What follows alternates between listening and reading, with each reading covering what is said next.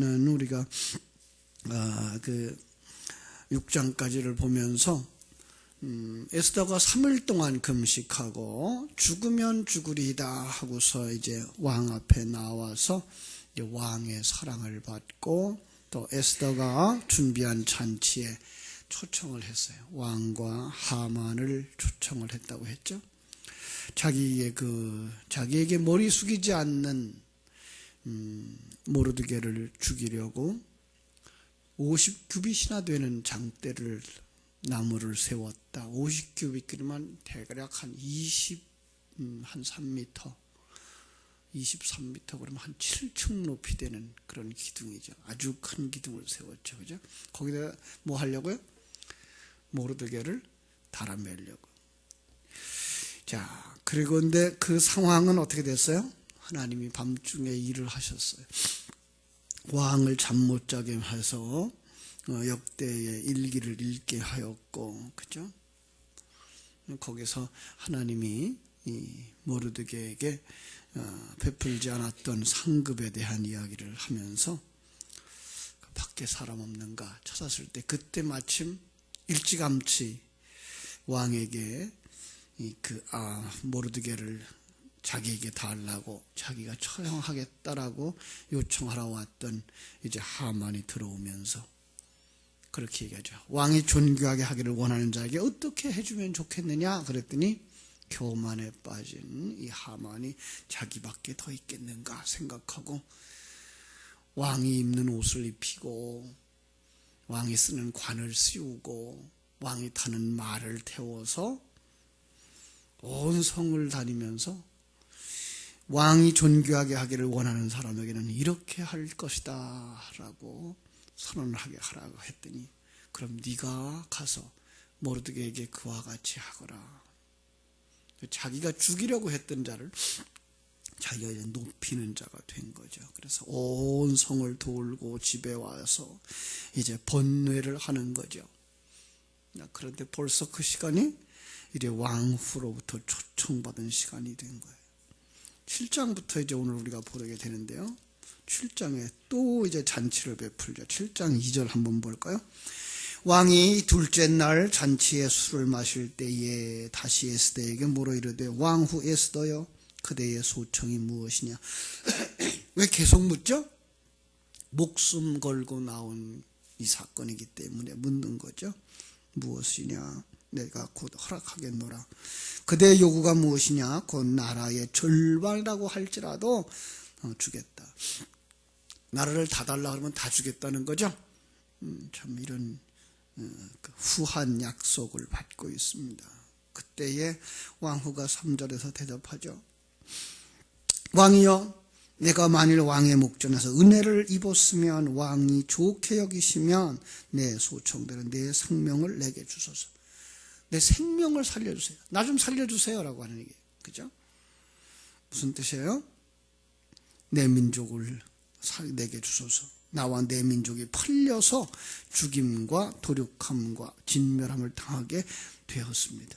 아니 만일 우리가 노비로 팔렸다 그래도 난 이렇게 애통하고 섭섭하지 않았을 겁니다. 아하수에로 왕이 깜짝 놀라죠. 아니 어떤 놈이 감히 어떤 일을 심중에 품은 자가 이런 일을 심중에 품은 자가 어떤 놈이냐? 누구냐? 그가 어디 있느냐? 어디 있어요? 바로 잔치 같이 하고 있는 바로 옆에 있는 하만이잖아요. 그죠? 바로 하만입니다. 대적과 원수는 바로 이 악한 하만입니다. 하만이 겁에 질렸어요. 그죠? 왕은 화가 잔뜩 나가지고 견딜 수가 없어서 그 자리에서 벌떡 일어나서 이제 왕궁의 후원으로 나갔어요. 하만은 이게 큰일 났구나 생각이 나가지고 목숨을 구하려고 이제 에스더의 치맛자락을 잡고 늘어지는데 바로 그 순간 왕이 들어온 거예요. 그걸 보고선 더 화가 나는 거예요. 저 녀석이 궁중에서 내 앞에서 왕후를 욕보이려고 하다니. 그 큰 소리가 나자마자 내시들이 덤벼들어서 뭐해요? 그 하만을 포박하고 그에게 보자기를 씌웠다. 이제 끝난 거죠. 그죠? 그때 9절에 보면 이런 말이 들어와요. 9절에 보니까. 왕을 모신 내시 중에 하르보나가 왕에게 이르되 왕을 위하여 충성된 말로 고발한 모르드게를 달고자 하여 하만이 높이가 50규빗 되는 나무를 준비하였는데 이제 그 나무가 하만의 집에 섰습니다. 그래? 왕이 말하는 겁니다. 하만을 거기다 달아라. 하만이 달렸어요. 자, 10절을 우리 같이 한번 읽어볼까요? 이제 7장 10절 시작. 모르드게가 매달렸고 한 나무에 하만을 다니 왕의 노가 그치니라. 여러분, 이거는 그냥 하만과 모르드게와 에스더와 아하수에로 왕에 있었던 수산궁에 일어났던 하나의 사건으로만 보지 마셔야 돼요. 이걸 가지고 성경은 뭘 얘기하고 있어요? 복음이에요. 이 복음의 사건 중에 어떤 일들을 지금 펼쳐주고 있는 거예요. 그죠? 자, 그리고서 이제 8장에서 죽음의 위기에 몰렸던 유다인들이 자유를 얻은 내용. 그래서 이제 온 땅에 내렸던 조서가 철회되지를 않아요. 뭐라 그러죠?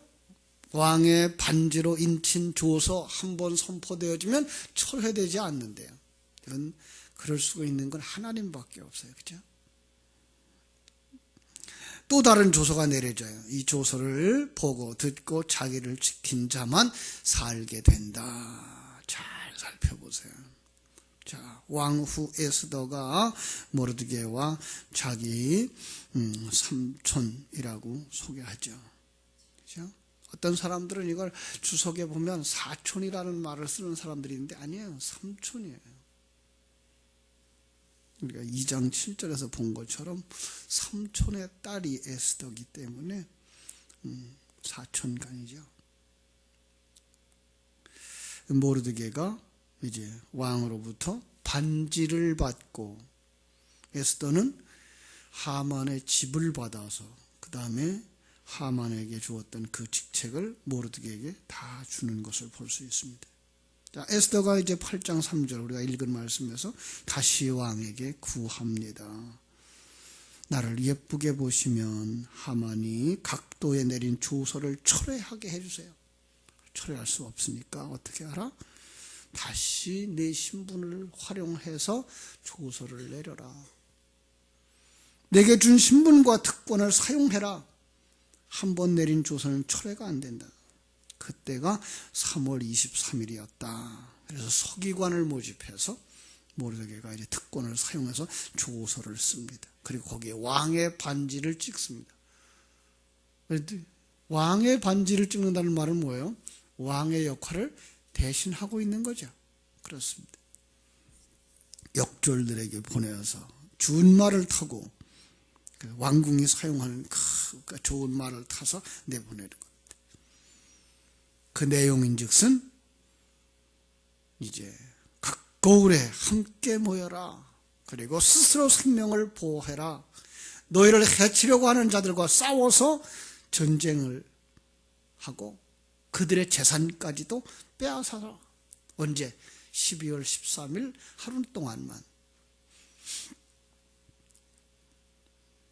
모르드게가 큰 금관을 쓰고 자색 옷을 입고 왕 앞에 나오니까 유다인들이 다 기뻐하고 즐거이 잔치를 베풀었다 그랬습니다.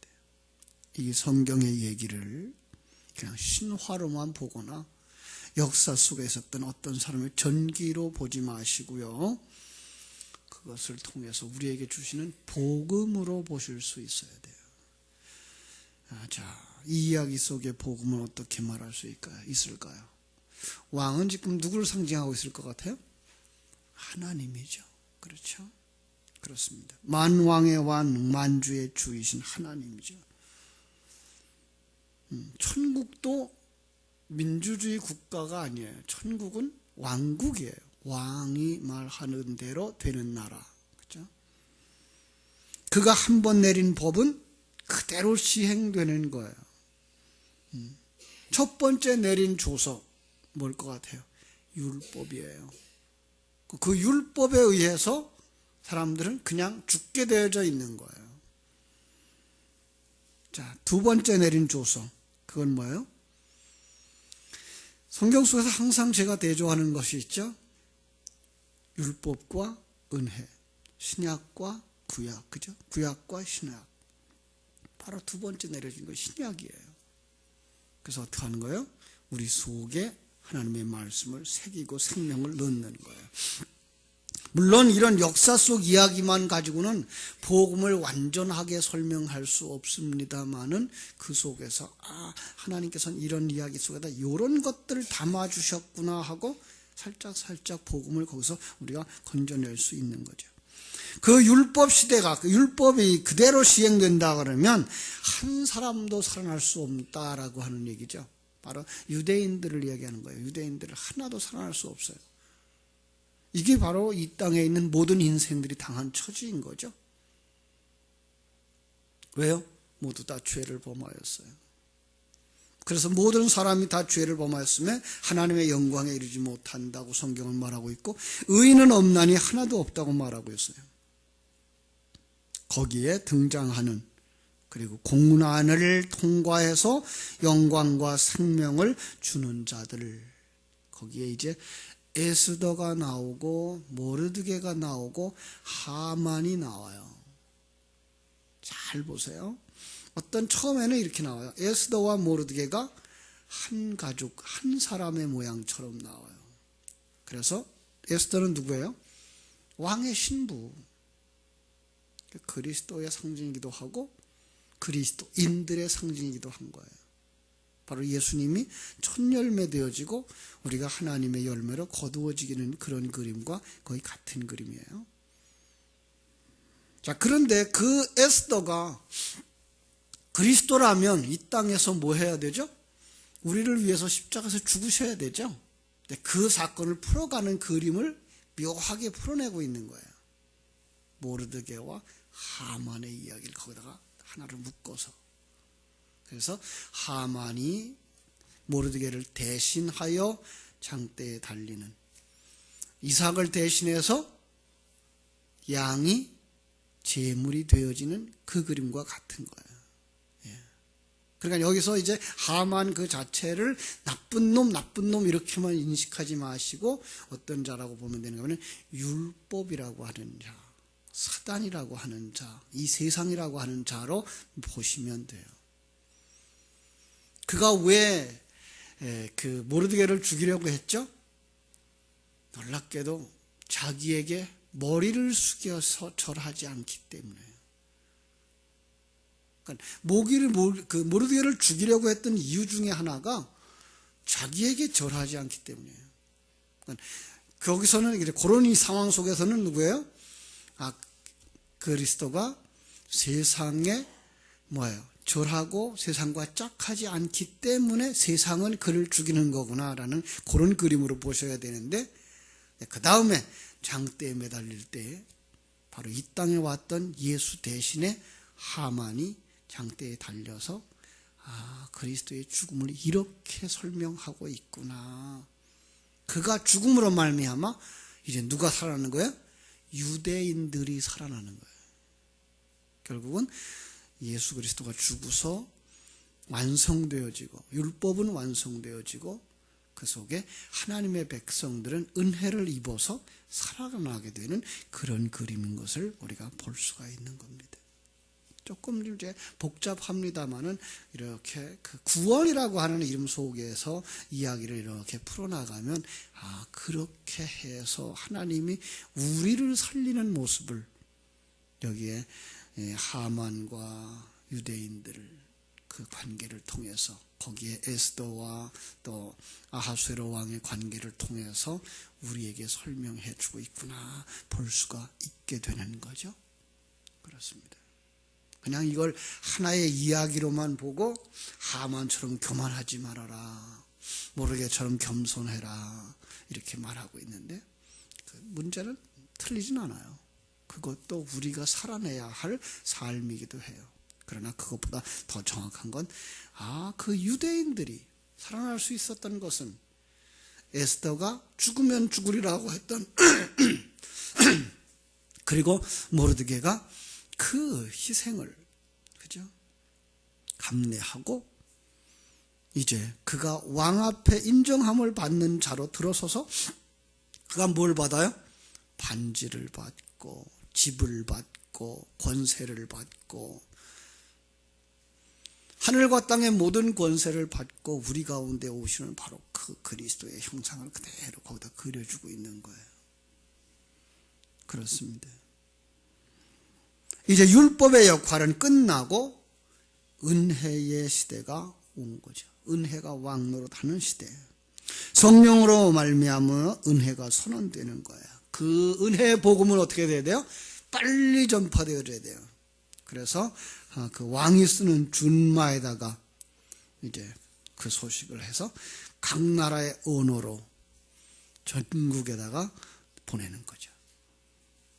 그래서 보내는 그 내용은 뭐예요? 어떤 내용일까요? 자, 우리 한번 11절, 우리 8장 11절 다시 한번 보겠습니다. 이 조서에는 왕이 여러 고을에 있는 유대인들에게 허락하여 그들이 함께 모여 스스로 생명을 보호하여 각 지방의 백성 중 세력을 가지고 그들을 치려하는 자들과 그들의 처자를 죽이고 도륙하고 진멸하고 그 재산을 탈취하게 하되, 예. 자, 여기에 아주 우리가 이해할 수 없는 단어들이 있어요. 뭔가 하면, 자, 각 지방 세력주를 가지고 그들을 치려하는 자들, 그죠? 각 지방의 백성 중에 세력을 가지고 그들을, 누구예요? 유대인들을 치려하는 자들과 그들의 처자들을 죽이고 도륙하고 진멸하고 그 재산을 탈취하라. 왜 그래요? 그건 바로 세상이에요. 그건 바로 사단이에요. 바로 그 속에서 우리가 원수예요. 이런 관계를 여기다 맺어주는 거예요. 언제 그들이 유대인들을 그렇게 해했어요? 아니었어요. 그런데 불구하고 지금 여기서는 완전히 그들과 원수 관계처럼 맺어놓고 그들이 그날 치러 들어올 거다. 그러면 너희들은 있는 힘을 다해서 그들을 오히려 정복하라는 거예요. 세상은 오늘 하나님의 사람들, 하나님의 생명을 가진, 은혜의 복음을 가진, 그리고 새 생명을 어떻게 하려고 그래요? 계속 공격하러 들어오죠. 그때에 너희들이 그냥 방어하고 생명만 유지하는 정도가 아니라 오히려 그들을 정복하라. 이렇게 말하는 거죠. 복음이에요. 그렇죠? 그래서 13절은 그렇게 말하죠. 이 조서 초본을 각 지방에 전하고 각 민족에 반포하고 유다인들에게 준비하였다가 그날에 어떻게 하라고요? 대적에게 원수를 갚게 할지니라. 원수라고 말하고 있어요. 이건 세상, 그 사단과 하나님의 생명을 가진 하나님의 백성들과의 관계이기 때문에 이렇게 설명할 수 있는 거지. 자, 이 나라가 지금 어느 나라에서 일어난 일이라고 그랬죠? 바벨론이에요. 그죠? 수산궁에서 일어나는 일이에요. 거기에 지금 포로로 잡혀가 있는 유대인들이에요. 어디서 그들의 원수였어요. 오히려 그들은 지금 거기에 빌붙어서 살고 있었어요. 이미 70년의 세월이 다 지났기 때문에. 이런 상황. 그럼에도 불구하고 성경은 그걸 갖다가 원수 관계, 이건 세상과 하나님의 백성들, 옛사람과 새사람의 관계예요. 옛사람과 새사람은 어디에 있어요? 우리 속에 있어요. 그런데 이 세상을 사랑하고 자기가 왕 되려고 하는 이 세상의 사람, 이 옛사람과 내가 십자가를 지고 내가 아무것도 아닌 거야 자기를 부인하는 이 삶이라고 하는 건 이건 원수 관계인 거예요. 엄청난 큰 전쟁인 거예요. 죽느냐 사느냐 하는 전쟁인 거예요. 여러분, 우리의 신앙생활은 이렇게 해도 좋고 저렇게 해도 좋은 것 아니고요. 정말 사느냐 죽느냐의 기로에 있는 거예요. 옛사람 편에 들어서 있으면, 그들 편에 들어서 있으면 어떻게 돼요? 죽는 거예요. 새사람 편에 들어있으면 사는 거예요. 그러니까 여러분들은 어느 편에 들어야 돼요? 그래서 여기 마지막 절에 그런 말씀이 있죠. 자, 17절 마지막 부분 볼까요? 그날을 명절로 삼으니 본토 백성이 유다인을 두려워하여 유다인 되는 자가 많더라. 예. 그러니까 새 사람이 되어지는 거죠. 새 사람으로 돌아오는 거죠.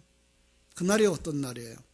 그날이 15절. 모르드게가 푸르고 흰 조복을 입고 큰 금관을 쓰고 자색하는 배 겉옷을 입고 왕 앞에서 나오니, 바로 그리스도의 부활의 모습과 같은 거예요. 네. 하늘과 땅의 모든 권세를 가진 자로 드러나는 거죠. 그가 나오자 수산성에 뭐예요? 즐거움이, 기쁨이, 잔치가, 이게 성도의 삶이에요. 천국을 소망하며 살아가는 성도들의 모습은, 성도들은 이걸 볼 수 있어야 돼요. 부활하신 그리스도, 나와 함께하는 그리스도, 천국을 우리에게 약속하시고 영적 싸움의 승리를 보증한 그리스도. 그래서 기뻐하고 찬송할 수 있어야 되는 거예요. 우리 환경 속에서 저 재산 많은 사람들 때문에 마음 아파하고 세력 있는 사람들 때문에 기죽어가는 그런 모습이 아니라, 하나님이 우리와 함께 하시고 성령님이 우리와 함께 하시고 부활하신 그리스도가 우리와 함께 하시는 그 사실을 인해서 기쁨이 있을 수 있는 사람들, 그 사람만 이제 우리가 봅니다마는 데살로니가전서 5장에서 뭐라 그래요? 항상 기뻐하라. 그게 항상 기뻐할 수 있는 이유는 그거예요. 그걸 보는 사람만 기뻐할 수 있는 거예요. 그걸 보는 사람만 자기가 살아가는 그 환경 속에서 감사할 수 있는 거예요. 그걸 볼 수 있도록 해달라고, 그걸 누릴 수 있게 해달라고 항상 쉬지 않고 기도하는 거예요. 그렇습니다. 여러분들 속에 그런 기쁨과 감사와 감격이 있을 때 어떤 일들이 벌어진다? 세상 사람들이 하나님 앞에 나오고 옛사람이 기가 죽어서 새 사람으로 돌아오는 이런 역사, 구원의 역사가 일어나는 거예요. 여러분, 이 새벽에도 그 일이 내 안에서, 그리고 내가 살아가는 삶의 현장에서 일어나게 해달라고 기도하시고 그 능력을 받으시고, 특별히 하나님의 세계를 보는 눈을 열어주시고 하나님이 함께하고 있는 걸 느낄 수 있게 해달라고 기도하시면서 그 은혜 속에서 오늘도 승리하는 삶을 살게 되기를 주님의 이름으로 축원합니다. 기도하겠습니다. 하나님, 우리 아버지, 크신 은혜와 사랑을 감사드립니다. 하나님은 이렇게 에스더서를 통해서 바벨론의 수산궁 안에서 일어났던 한 사건 속에다 복음을 실어서 우리에게 주시면서, 너희들은 이렇게 예수 그리스도의 십자가의 죽으심과 부활하심으로 말미암아 구원이 완성된 자요, 이제 이 구원을 가진 자들로서 기뻐하며 즐거워하며 잔치하며 살 거야 라고 말씀을 선언하는 그 말씀 앞에 눈이 열려지고 귀가 열려져서 감사할 줄 아는 자들, 기뻐할 줄 아는 자들, 그리고 평강을 누리는 자들로 살아갈 수 있도록 축복해 주옵소서. 아직도 우리의 눈이 열리지 않아서 그저 보이는 세상 것만 보고 잠깐 있다가 부서지고 무너지고 망할 수밖에 없는 이 세상 것에 정을 두고 생명을 걸지 말게 해주시고, 보이지 아니하지만 하나님이 약속한 세계, 신령한 눈이 열려서 그 세계를 보게 하시고, 그 하나님이 우리와 함께 하시며 우리를 하나님의 신부로, 하나님의 아들로 완성시켜가고 계신 사실을 보기 때문에 기뻐하고 찬송할 수 있는 신령한 은혜가 있는 성도들로 축복하여 주옵소서. 아버지 하나님, 그 기쁨이 오늘도 넘쳐서 살아가는 삶의 현장, 세상 속에서는 그렇게 보잘것없어 보일지 모르지만 그 속에서 감사가 넘치고 찬송이 넘치고 기쁨이 넘치는 하루를 살게 하여 주시옵소서. 예수님의 이름으로 기도하옵나이다. 아멘. 하늘에 계신 우리 아버지여, 이름이 거룩히 여김을 받으시오며 나라의 임하옵시며 뜻이 하늘에서 이룬 것 같이 땅에서도 이루어지이다. 오늘날 우리에게 일용할 양식을 주옵시고 우리가 우리에게 죄 지은 자를 사하여 준 것 같이 우리 죄를 사하여 주옵시고 우리를 시험에 들게 하지 마옵시고 다만 악에서 구하옵소서. 대개 나라와 권세와 영광이 아버지께 영원히 싸움나이다. 아멘. 자유롭게 기도하시기 바랍니다.